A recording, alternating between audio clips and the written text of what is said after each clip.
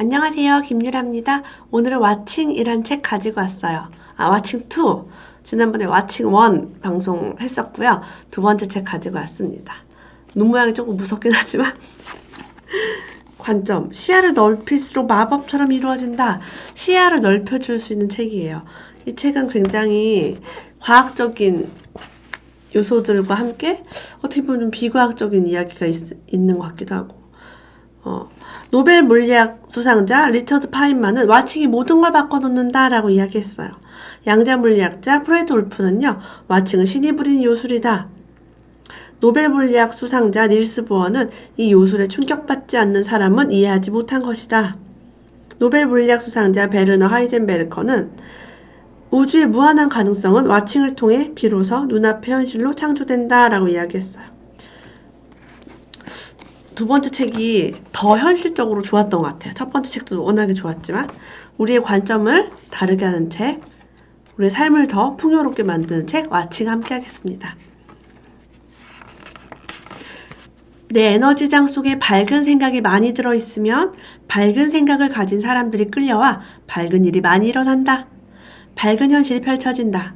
현실은 내가 품고 있는 생각을 고스란히 비춰주는 거울이다. 반대로 내가 밝은 생각이 아니면 어두운 일들이 생기고 어두운 사람이 온다는 거죠. 끼리끼리 당긴다. 이런 이야기 하고 있어요. 빛은 곧 사랑이다. 실제로 마음이 맑고 사랑이 넘치는 사람일수록 빛의 공간이 크다. 그래서 사랑이 넘치는 사람과 같은 방에 말없이 가만히 앉아있기만 해도 가슴이 뭉클해지거나 희열을 느끼게 된다. 부처나 예수와 함께했던 사람들도 그런 경험을 했다고 전해진다. 천정이 높은 방에서, 그리고 되게 넓은 방에서 공부를 했던 학생들은 공부를 잘하게 됐대요. 성적의 평균 20%가 높아졌대요. 두 가지 방을 왔다 갔다 하면서 공부한 학생이 한 방에 틀어박혀 있는 것보다, 왜? 한 방에 박혀 있는 것보다 두 방을 오갈 때 나의 공간이 더 넓어졌기 때문입니다. 그럼 창문은 어떨까요? 창문이 넓은 방에 있는 학생이 공부를 더 잘하게 됐다고 해요. 그래서 예로부터 세계적인 철학자들이나 사상가들, 예술가들, 과학자들은 거의 예외 없이 넓은 공간에서 산책을 즐겼어요. 공간이 넓어질수록 머리가 잘 돌아간다는 사실을 체험적으로 터득했기 때문이다. 공원을 다니고 산책하는 게 좋다라고 이야기하고 있습니다. 시카고대의 심리학자 베일록 교수는 아주 중요한 시험을 앞둔 대학생들에게 말했다. 마음속의 모든 불안한 생각과 감정을 10분간 글로 적어보세요. 놀랍게도 시험 점수가 최고 15%나 상승했다. 그러니까 나의 불안한 생각을 적기만 하는 걸로도 밖으로 나가니까 강박관념과 불안함 이런 것들이 좀 사라진다는 거죠. 시험 볼 때마다 또 불안한 사람들, 그런 사람들한테 막 적으라고 하면 털어놓으면 마음의 공간이 넓어진다라고 이야기하고 있어요. 컴퓨터 앞에 이제 뭔가 물건을 고를 때 두 물건이 너무 비슷해가지고 고민을 하게 만든 다음에 이 교수가 컴퓨터 스크린에서 멀어지도록 해보세요. 이렇게 멀어져 보세요 라고 했어요. 근데 뒤로 기울인 사람은 선택이 쉬워졌고 가까이 갈수록 선택이 어려워졌다는 거예요. 몸을 앞으로 기울이면 시야는 좁아진다. 그런 문제는 어려워진다. 반면 몸을 뒤로 기울이면 시야가 넓어진다. 그런 문제가 쉬워진다 라고 이야기하고 있어요. 시야를 넓게 봐라, 멀리서 봐라 라고 이야기합니다. 영국 유니버시티 칼리지 런던의 맥크리 교수는 사람들이 어떻게 행운을 만나게 되었는지 조사해 보았다. 행운은 우연히 일어나는 게 아니죠. 자신의 범위를 좁게 한정시키지 않고 시야를 넓힐수록 운이 좋아집니다. 돌아다니자, 공원에 나가자 이런 생각이 듭니다. 문제가 잘 풀리지 않는다면 마음속에서 그 문제와의 시간적 물리적 거리를 늘리는 게 좋대요. 만약 내가 1000km 떨어져 있다면 이 문제를 어떻게 바라볼까? 지금부터 50년 후라면 이 문제를 어떻게 바라볼까? 지금부터 1000년 후라면 후세 사람들은 이 문제를 어떻게 바라볼까? 천국의 아인슈타인이라면 이 문제를 어떻게 생각할까? 내 마음의 공간을 1000km 밖까지 넓히면 그만큼 많은 지혜가 쏟아져 나온다. 그래서 저 아는 분이 생각을 할 때 높은 곳에 간다 그랬어요. 막 20몇 층, 30몇 층 이런 건물이나 높은 곳에 가서 생각을 하면 더 아이디어가 잘 떠오른다고 했습니다. 공간을 넓힐수록 정말 성적이 쑥쑥 올라갈까? 단어 100개를 외우는데 걸리는 시간이 하루에 전부 외우는 것보다 3일간 나누어 외우는 게 훨씬 더 좋았대요. 나눠서 암기하면 노력이 절반으로 줄어드네? 이처럼 한꺼번에 암기하는 것보다 시간적 간격을 두고 나누어 암기하면 암기효과 커지는 현상을 심리학에서 간격 효과라고 한대요. 달달달달 하는 거라도 시간이 지나면 잊어버리기 때문에 한 번에 다 외우지 말고 이렇게 시간을 두고서 외우면 오래 남는데요. 이런 테스트를 한 결과가 되게 많아요.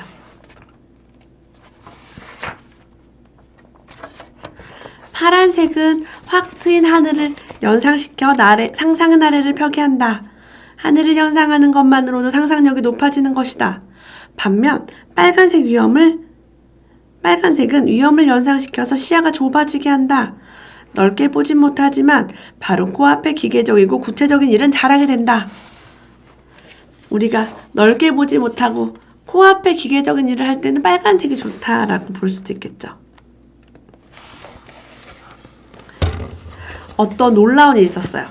쌍둥이인데 사주에 떨어져가지고 살다가 39년 만에 처음 만났는데 이름도 똑같고 키 몸무게 똑같고 너무나 차도 똑같고 담배도 똑같고 너무 습관도 똑같았대요. 그래서 어떻게 한 번도 만난 적이 없는 두 사람이 이렇게 똑같을까라고 생각을 했는데 진짜 테스트를 하니까 멀리 떨어져 있는데도 뇌파가 서로 보조를 맞춰서 움직였대요. 빛알갱이들은 서로 연결돼 있다. 특히 한 번 깊은 인연을 맺은 빛알갱이들은 아무리 거리가 멀리 떨어져 있어도 서로 하나처럼 보조를 맞춰 행동한다. 서로 마음을 열고 받아들인 사람끼리는 거리에 상관없이 늘 연결돼 있다. 이게 무슨 말인가? 내가 얼마나 마음을 여느냐에 따라 내 마음은 무한한 곳까지 미친다는 말이다. 공간이 상관없다는 얘기에 멀리 있어도 통한다. 존스 홉킨스대 병원 재활의학과 수석 전문의 이승복 박사, 미국에 2명밖에 없는 하반신 마비 장애인 의사이기도 하다. 그의 성공 비결은 모든 시련은 내가 감당할 수 있는 만큼 계획돼 있다는 사실을 믿었기 때문이다. 멋지죠? 그 시련을 내가 감당할 수 있어 라고 생각한 거예요. 술, 담배에 중독되는 것은 내 안에 난 부족해 라고 느끼는 생각이 깊이 깔려있기 때문이다. 즉 사랑의 결핍이다. 따라서 술, 담배가 물리도록 실컷 대주면 상상 속에서 맘껏 마시고 피우기 때문에 죄책감 없이 만족감을 느낄 수 있다. 자연히 난 부족해 라는 생각이 사라진다. 생각이 사라지니 생각이 일으킨 중독 현상도 사라진다. 그래서 우리가 부족해 라는 생각이 중독을 만들어요. 난 충분하지 않아. 충분하지 않으니까 더 해야 돼. 그래서 우리가 아이들 게임 시킬 때도 너무 부족하게 해주면 중독이 생기니까 좀 질린다. 그만하고 싶다 할 때까지 해주는 게 중요해요. 그게 뭐 매일이 아니라 하루라도 막 좀 질리게 해주는 거. 그래서 충분하다라고 느낄 수 있는 게 중요합니다. 시험 불안증은 왜 생길까요? 시험을 망치면 끝장이다 라고 생각하면 시험을 위험으로 인식하게 된다. 시험지는 위험물이다. 그러니까 시험을 망치면 끝장이다라고 생각하지 않도록 부모가 노력을 해야겠죠, 아이에게. 내가 답을 알면 내 아이도 답을 빨리 알게 된다. 내가 가르쳐주지 않아도 말이다. 심리학 실험으로 입증되는 사실이다. 많은 사람이 답을 알면 나도 더 빨리 답을 알게 된다. 누가 답을 가르쳐주지 않아도 말이다. 제가 이걸 보고 나서 내가 답을 알면 내 아이도 답을 빨리 알게 된다. 내가 가르쳐주지 않아도 말이다. 엄마가 더 열심히 공부해야 되는 이유가 여기에 있어요. 엄마가 알면 아이는 알아요. 가르쳐주지 않아도. 그죠? 45분에서 1시간 정도 낮잠을 잤더니 기억력 점수가 무려 5배나 껑충 뛰었어요. 새로운 걸 익힌 뒤 생각을 멈추면 잘 기억되고 여전히 생각이 가득하면 기억해둘 공간이 생기지 않아요. 그래서 생각을 멈추기 위해서 잠을 푹 자고 일어나서 공부를 하면 더 잘 된다. 제가 미라클 미드나잇을 위해서 낮잠을 자세요 라고 얘기하죠. 낮잠을 자면 진짜 머리가 맑아져요. 자, 어떤 학생들에게 문제를 풀게 했어요. 놀랍게도 정신이 몽롱한 아침 시간에 훨씬 더 많은 문제를 풀었어요. 어떤 문제의 경우는 50%나 답이 더 나왔어요. 술에 취한 학생들이 30%나 더 많은 답을 알아냈어요. 술에 취해도 역시 깊은 생각에 빠지지 않는다. 마음의 공간이 열린다. 그 순간 텅 빈 공간이 답을 알려준다. 그래서 정신이 몽롱하고 술에 취하고 해도 더 많이 문제를 잘 풀 수 있다는 거죠. 뭐 때문에? 텅 빈 공간 때문에. 그래서 우리 미라클 모닝 새벽에 일어나면 무언가가 창의적인 일이 잘 되는 건가요? 글을 쓰시는 분들도 새벽에 글을 많이 쓰세요. 천재 물리학자 세이건은 이렇게 말했어요. 우주는 자기 자신을 알기 위해 우리를 만들어냈다. 그 코스모스랑 컨택트 쓴 작가죠. 화가 날 때 내 마음속에 지금 떠오르는 화의 강도는 얼마나 될까? 숫자로 생각해 보래요. 8 정도? 9 정도? 그리고는 이 화를 무한한 공간에 풀어놓아 줍니다 하고 되뇌어 봐요. 되뇌면 되뇌을수록 화가 7, 5, 4, 2 등으로 점점 약해지다가 나중에 0이 된대요. 수치화시키면 왜 빨리 사라질까? 구체적으로 수치화하기 위해서는 모든 방향에서 객관적으로 정밀하게 관찰해야 한다. 즉 허상이 아닌 진실을 보게 된다.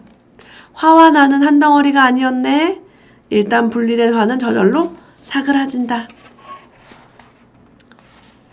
화를 숫자로 한 다음에 화를 무한한 공간에 풀어놓아 줍니다 라고 이렇게 풀어놓는 거죠. 그거를 막 내가 가지고 있고 내 마음속에 가지고 있으면 답답하죠. 텍사스대 심리학과장 페너베이커 교수는요. 마음속에 품은 어두운 생각이 얼마나 해를 끼치는지 회사원 200명에게 조사를 했어요. 그 결과는 저서인 열어놓음에 언급돼 있어요. 어린 시절의 상처를 놓아주지 않으면 크고 작은 질병의 뿌리가 된다고 합니다. 그래서 어린 시절에 상처가 있는 사람은 다 질병이 있었대요. 하지만 신기하게도 상처의 내용은 상관이 없었대요. 상처를 남에게 털어놓지 않았다는 점이 유일한 원인이었다라고 해요. 그리고 분노 수치를 조사해보고 그들이 25년 후에 의사가 됐을 때 사망률을 조사해봤대요. 근데 분노 수치가 높았던 사람의 사망률이 무려 7배나 높았대요. 맙소사, 분노가 사람을 죽이는 독이구나. 해서 이 교수님이 이제 이런 거를 들여다보게 됐대요. 자, 분노를 우리가 털어놓고 어렸을 때 상처가 큰지 작은지가 중요한 게 아니라 남에게 털어놓지 않았다는 게 유일한 원인이었대요. 자, 그러면 우리가 앞으로 어떻게 하겠어요? 상처를 누군가에게 고백을 하거나 저는 예전에 상담을 받을 돈이 없고 여유가 없었기 때문에 너무 상처가 되고 힘든 일이 있을 때 익명 게시판이 있는 카페가 있어요. 인터넷 온라인 카페 가서 익명 게시판에 막 털어놓았어요. 아무도 나를 모르고 나의 상처를 누가 알아도 내가 수치스럽지 않을 그런 공간에다가 털어놓았죠. 여러분도 그런 식으로 힘든 게 있으면 참지 말고 털어놓으세요. 분노가 나고 상처된 것들 있으면. 내가 그토록 매달린 것도 붙들고자 했던 것도 얻으려 했었던 것도 죄다 스쳐가는 허상이었음을 깨닫게 된다. 무한한 공간 속에 사랑으로 가득한 무한한 존재가 들어있다. 그래서 내 힘으로 안 될 땐 너무 애쓰지 마라 라고 쓰여져 있어요. 이 책에서 기억 남는 거 넓은 공간 돌아다녀라. 천장이 높은 곳이 좋다. 그리고 멀리서 봐라. 관점을 어떻게 돼요? 자꾸 확장하고 있어요. 그죠? 그래서 우리 관점을 확장함으로써 얻게 되는 놀라운 요술 와칭에 대해서 읽어보았습니다. 와칭 2에 대해서 읽어봤어요. 와칭 1도 함께 하시면 좋겠어요. 오늘도 함께 해주셔서 정말 감사합니다. 다음에 또 만나요.